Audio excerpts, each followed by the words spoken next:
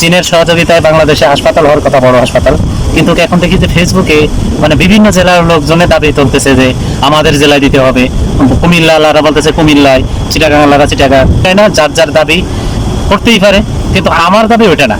আমার বাড়ি যশোর, যশোরেই যে হাসপাতাল হইতে হবে এটা আমি বলবো না। আমি বলবো এটাই, হাসপাতালটা এমন জায়গায় হোক যে জায়গায় হইলে ভারত ভয় পাবে। যেমন মনে করেন ভারতের ঘাঁটি বিভিন্ন এলাকায় আছে না, বাংলাদেশের সীমান্ত এলাকায় ভারতের ঘাঁটি আছে, সেনাবাহিনীর ঘাঁটি, এইরকম তাদের প্রতিরোধ করা যায় এইরকম একটা জায়গায় হাসপাতাল হোক। আর সেই হাসপাতালটা সিকিউরিটি দেওয়ার জন্য চীন থেকেই সেনাবাহিনী তাদের হাসপাতাল নিরাপত্তা কাজে নিয়োজিত থাকবে।